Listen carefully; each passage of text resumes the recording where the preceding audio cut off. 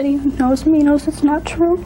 Welcome to Watch Mojo, and today we're looking at true conspiracies that emanated from the 90s, as well as those that were confirmed to be accurate during the decade. My angle is that the American government knew drugs were put on the streets. Number 10. The government lied about UFOs. This guy's about 3 feet, 3.5 feet tall. There's the large black eyes, the pear-shaped head. For decades, many have insisted that the government knows more about extraterrestrials than they're letting on. While alien life has yet to be confirmed, a 1997 study exposed the government's less than honest track record. Historian Gerald K. Haynes revealed that during the Cold War, the CIA and Air Force cooked up numerous false explanations for UFO sightings. While this was partially to ease UFO paranoia, it was mainly to conceal the existence of the government's secret spy planes. It seems certain that the high security is not to keep people from wandering into some area where they could be hurt. It is designed specifically to protect whoever or whatever is inside the complex at Groom Lake. Haynes found that manned reconnaissance flights accounted for more than half of UFO sightings in the U.S. throughout the 50s and 60s. Whether or not the remaining UFOs were visitors, this report gave conspiracy theorists growing up on the X-Files fuel to keep watching the stars.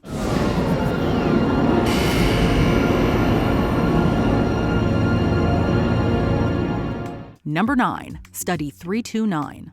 Seroxat was only licensed for adults, but doctors can prescribe any medicine if they think it will help their patient. It's called off-label prescribing. Between 1994 and 1998, a clinical trial was conducted for the antidepressant paroxetine, also known as Paxil and Seroxat. Pharmaceutical giant GlaxoSmithKline deemed the drug safe for youths, citing Study 329. Paroxetine wasn't officially approved, however. That didn't stop GSK from illegally promoting the drug to doctors between 1998 and 2003. Given the high placebo response rate, are these drugs an acceptable first-line therapy for depressed teenagers? Many patients were prescribed the drug, although in numerous cases, it was found to have the opposite effect, leading to self-harm. In 2001, a medical journal revealed that Study 329 had been ghostwritten by a PR firm that the drug company hired, misleading consumers about paroxetine's effects and underplaying side effects. Pleading guilty, GSK would pay a record $3 billion, with Paxil being just one of their products that violated the False Claims Act. They said mistakes had been made and that procedures had been changed. What critics said is too little, too late. Number 8. The gay bomb. The project was abandoned in the planning stages. Of course it was. It would have been expensive, impractical, and offensive to both the red states and the gay or blue states. In the history of gay panic, the 90s remain one of the most bizarre decades to look back on. Society reached the pinnacle of facepalming in 1994 when the U.S. Air Force sought to weaponize gayness. How? With a quote-unquote gay bomb. It sounds like something from South Park or Family Guy. But the Sunshine Project uncovered documents revealing Ohio's Wright Laboratory proposed a non-lethal chemical weapon that could create a shared attraction among enemy soldiers.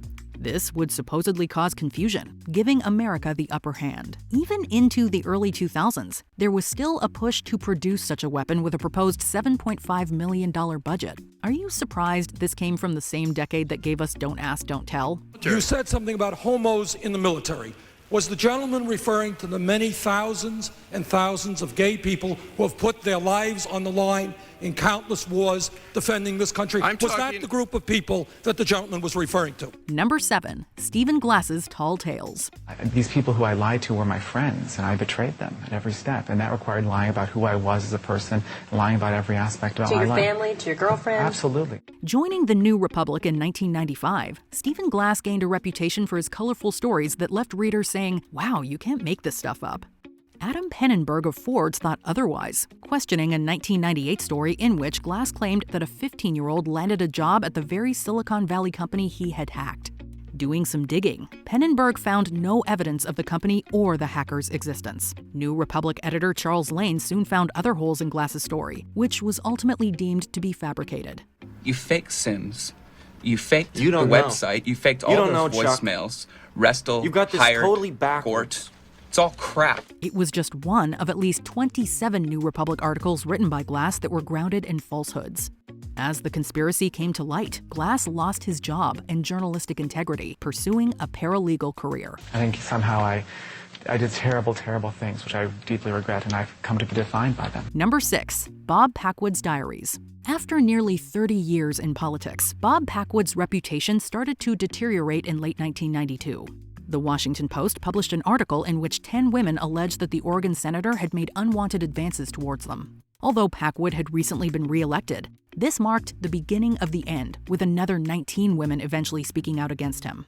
Packwood's diaries were seen as a potential smoking gun, but when he turned the material over, it appeared that numerous details had been edited. Despite his best efforts to cover his tracks, many of Packwood's comments still came to light, painting a disturbing portrait that corroborated the reports of harassment. With his expulsion from the Senate imminent, Packwood chose to resign in 1995. As I cast my vote on the floor, I thought about how exciting it must be for a young woman barely my daughter's age to have a U.S. senator's tongue down her throat. Number 5. CIA drug trafficking. We permitted narcotics. I mean, we were complicitous as a country in narcotics traffic at the same time as we're spending countless dollars in this country to try to get rid of this problem. Throughout the Nicaraguan Civil War, it was speculated that the CIA aided the Contras in the trafficking of cocaine. This opened a gateway to the U.S., with cocaine becoming especially widespread among Los Angeles gangs. Although the matter had been investigated during the 1980s, it didn't make a ton of headlines until 1996, when journalist Gary Webb wrote a series of articles claiming that the CIA had contributed to the rise of cocaine distribution in the U.S. What the CIA wanted to do was to fight a war that Congress didn't want. And the ripple effect of that would happen in South Los Angeles and other American cities. Well, that was a mistake.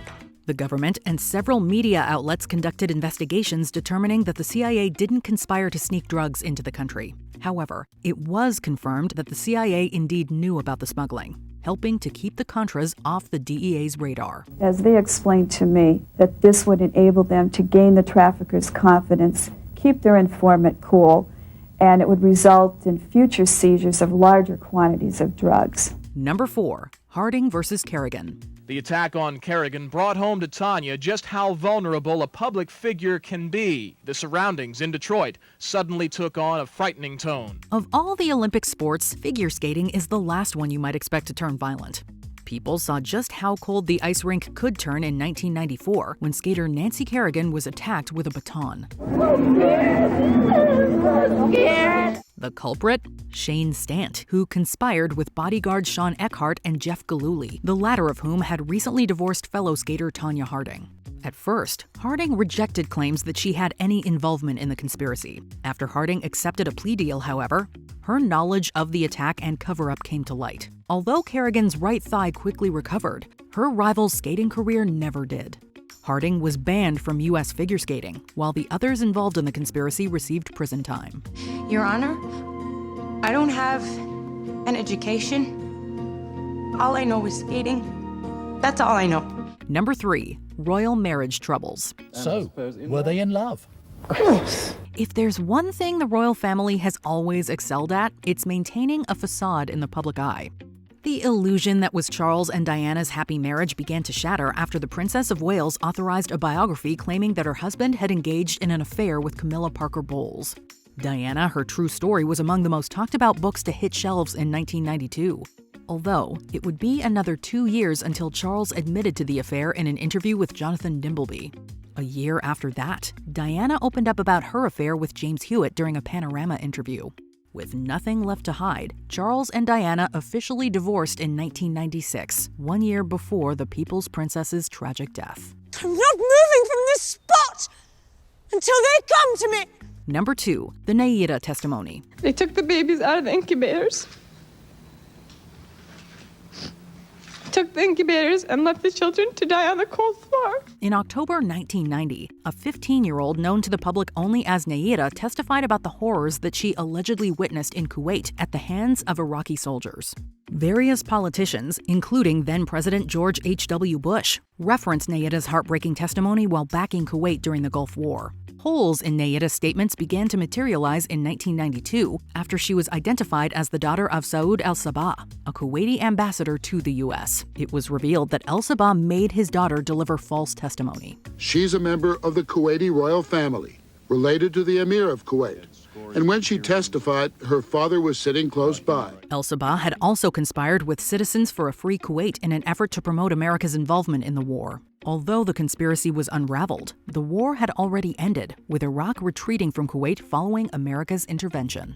I want to emphasize that Kuwait is our mother and the Emir our father. Before we continue, be sure to subscribe to our channel and ring the bell to get notified about our latest videos. You have the option to be notified for occasional videos or all of them. If you're on your phone, make sure you go into your settings and switch on notifications. Number 1. The Clinton-Lewinsky Affair. I thought, well, maybe he'll notice me again. And notice me he did. The Clinton administration inspired an assortment of conspiracy theories. While a good chunk of them remain unfounded, one would rock Washington, D.C. with its legitimacy. 25 years after Richard Nixon's "I am not a crook" line, President Bill Clinton made an equally infamous statement that would come back to haunt him. I did not have sexual relations with that woman, Miss Lewinsky. Whereas Nixon resigned before he could be impeached, Clinton's perjury charges placed his presidency in jeopardy. While Clinton was ultimately acquitted, he did confess to having a, quote, improper physical relationship with the former White House intern as more evidence surfaced. It was the scandal that rocked the 90s, arguably having a ripple effect that impacted politics into the 21st century. Indeed, I did have a relationship with Miss Lewinsky that was not appropriate. In fact, it was wrong. Which conspiracy keeps you awake at night decades later? Share your theories in the comments. Check out these other clips from WatchMojo, and be sure to subscribe and ring the bell to be notified about our latest videos.